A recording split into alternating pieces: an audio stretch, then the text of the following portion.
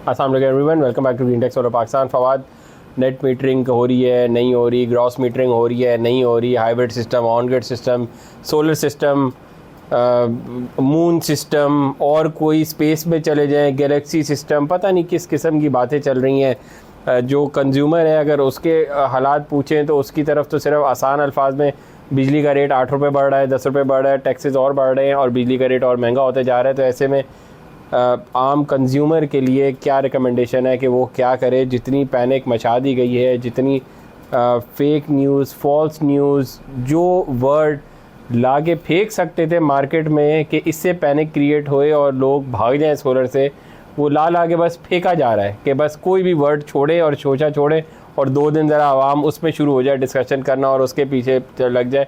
ना हकीकत में कुछ करना है, ना किया है, ना करने का मूड है। क्या करें? क्या ऐसे में ये इतनी पैनिक वाली मार्केट से किसको फ़ायदा हो रहा है? देखें, पिछले 4 सालों से नेट मीटरिंग रेट रिवाइज़ होने जा रहे थे। जो 4 साल पहले से लगे हुए थे नेट मीटरिंग रेट रिवाइज़ करने, वो अभी तक तो नहीं हो सके। उसमें एक चेंज ये आ चुका है अब तक के पहले होता था मंथली एडजस्टमेंट, अब होती है क्वार्टरली एडजस्टमेंट। तो ये फ़र्क तो आया है। पहले हर महीने हिसाब हो जाता था, अब होता है 3 महीने बाद।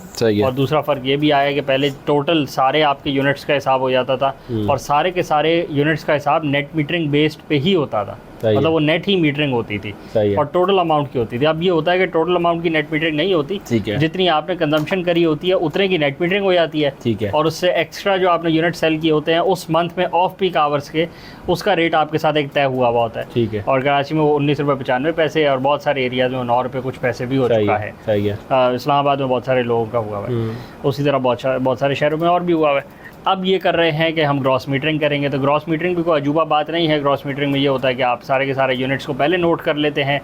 ग्रिड की हद तक अगर बात करें, सोलर सिस्टम ने जितने भी यूनिट्स बनाए हो, आप कहते हैं कि इसने जितने भी यूनिट्स बनाए हैं हम उसका एक रेट सेट कर रहे हैं। वो बेशक ये खुद यूज़ कर ले या ग्रिड को बेचे, कोई फ़र्क नहीं पड़ेगा, हम उसका एक रेट तय कर सकते हैं। उसका रेट वो 100 रुपये भी तय कर सकते हैं, बट पाकिस्तान के हालात में वो 5 रुपये भी तय कर सकते हैं।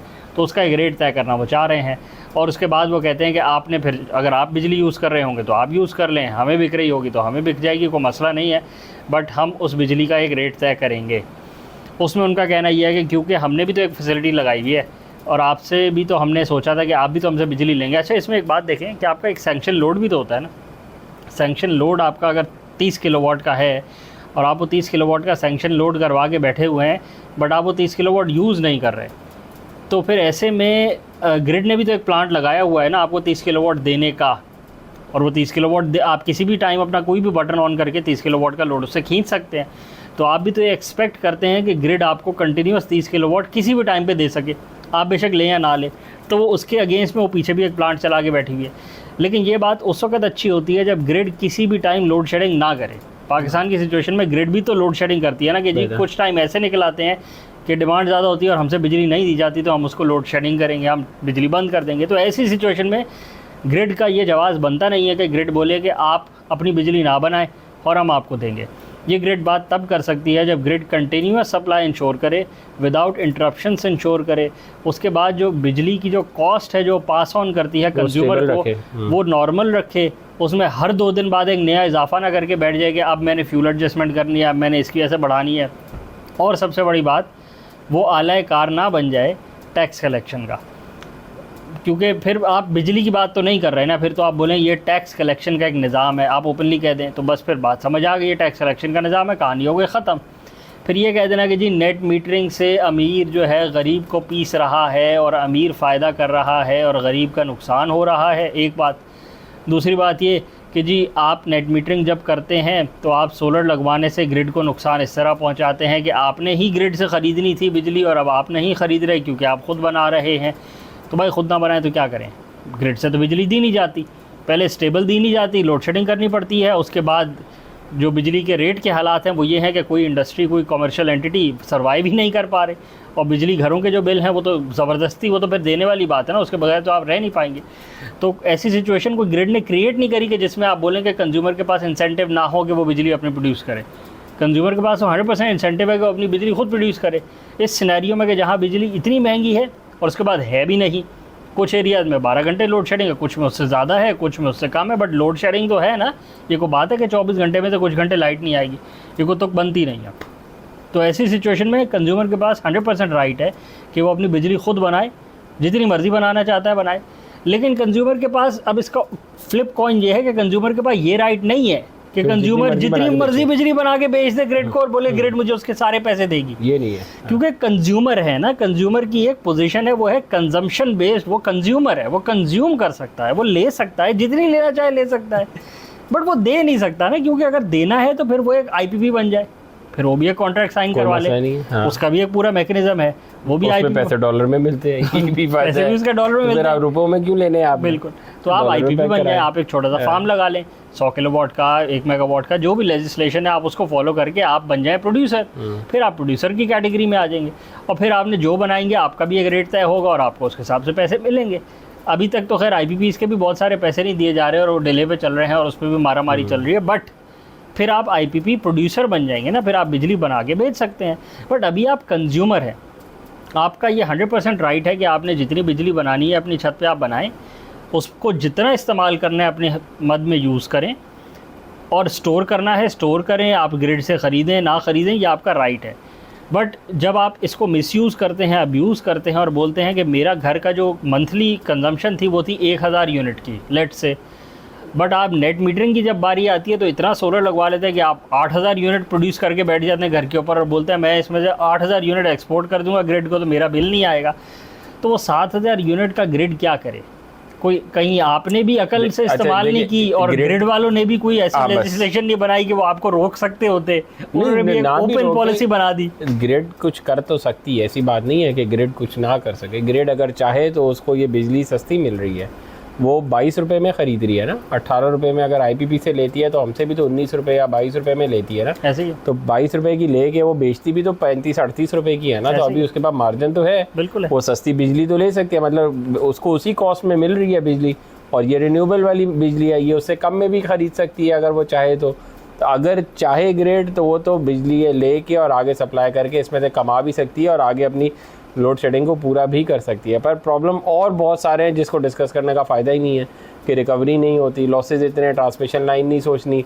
आप 1 साल बाद नेपरा ये कह देती है कि भाई जो पिछले साल बिजली बनाई थी डिस्कोज ने वो महंगी बनाई थी, तो अब उनको थोड़ा फ़ाइन कर देते हैं। क्यों बनाई थी डिस्कोज ने महंगी भाई? क्यों पावर जनरेशनल जो प्लांट लगाए हुए उन्होंने क्यों महंगी बिजली बना ली और उसके आवाम भुगते उसका, और वो भी 1 साल बाद ये ऑडिट हो रहा है। यहाँ तो जो बिजली अगर आज के इलेक्ट्रिक हमें रेट दे रही है तो वो जो आज हमने बनाई थी, सूरज ने जो आज बनाई थी, उसकी कॉस्ट तो फिक्स है। आप वो पैक कर दें कि भाई मैं अगले 10 साल तक यही रेट देती रहूँगी, 1 रुपया ना ऊपर करूँगी ना कम करूँगी, किसी भी कंज्यूमर को नुकसान नहीं होगा क्योंकि उसका सोलर सिस्टम लग चुका है, सूरज रोज़ निकलता है, उसकी कोई कॉस्ट ही नहीं है, उसने सिर्फ पैनल साफ़ करने होते हैं, आपका रेट पैक हो गया। तो फिर वो सारी कॉस्ट जो हम बेयर करते हैं कि साल बाद पता चलता है कि पिछले साल फॉसल फ्यूल से महंगी बना ली थी इन्होंने, अब उसकी भी एडजस्टमेंट डालनी पड़ेगी 10 रुपये 12 रुपये, अगले 6 महीने तक डालनी पड़ेंगे 20 रुपये ताकि वो कॉस्ट रिकवर हो जाए। फिर तो वो बेवकूफ़ाना निज़ाम हुआ ना। ये तो फिर भी आप किसी तरह रोक सकते हैं इसको कि यार अगले 10 साल तक मैं आपकी बिजली ख़रीद सकता हूँ और इतने में, और अगर इतने सोलर प्लांट्स लग ही रहे हैं पाकिस्तान में तो आप उन लोगों से ख़रीद सकते हैं। उन्होंने एक इन्वेस्टमेंट कर लिया ना, वो छोटे आईपीपी तो बन ही गए हैं। अगर चाहें तो, नहीं चाहें तो आप बैन कर दें, उनको बोलें बेटा इसके भी हमें पैसे दो और हम इस तरह रिकवर कर सकते हैं। चल तो हम वाइस वर्सा उल्टा ही रहे हैं ना, चल ही सकते हैं, पाकिस्तान में हर तरह चल लेते हैं, उसमें मसला नहीं है। पर अब कंज्यूमर पे आ जाएं, आपके पास क्या हल है? कंज्यूमर के पास क्या हल है? आप कल से परसों जो आपने वीडियो डाली और ग्रॉस मीटरिंग की समझाई, जितनी कॉल्स आपको आ रही हैं और सिर्फ लोगों में पैनिक नहीं मची ना कि जिन्होंने ऑन ग्रिड सिस्टम लगाए हुए थे वो एक ही बात कर रहे हैं कि अब हम क्या करें, अब हम क्या करें, हमारे साथ क्या होगा, हम अपने इन्वर्टर उतार दें, हम रुकवा लें या हम किस तरफ जाएं। तो इस पैनिक को कैसे रोकेंगे और उन लोगों के लिए क्या सजेशन है? अभी तो प्रैक्टिकली कुछ हुआ अभी तो कुछ भी नहीं हुआ ना। ये तो वैसे ही है कि आप बोले पाकिस्तान में नेट मीटरिंग का फ़ायदा ख़त्म हो गया, फ़ायदा तो ख़त्म नहीं हुआ। अभी तो नेट मीटरिंग के रेट्स रिवाइज नहीं हुए, अभी तो हर 15 दिन बाद सोचने बैठ जाती है गवर्नमेंट कि हमने रेट रिवाइज करने, अभी तो नहीं करे।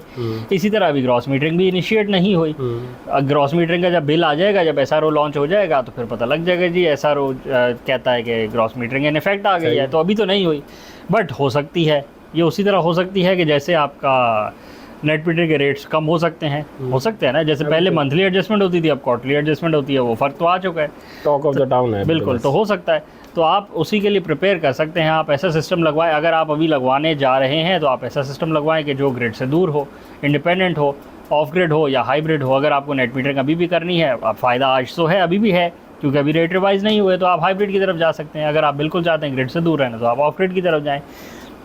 अब आप ऑन ग्रिड लगवा के बोलेंगे मैं अब क्या करूं, तो अभी तो आपने लगवाया है, अभी आप उससे फ़ायदा उठाएं, अभी आप कुछ भी ना करें, अभी आप उसका रेट फ़ायदा उठाएं, क्योंकि रेट तो अभी भी मिल रहे हैं, तो आप उसको यूज़ करें।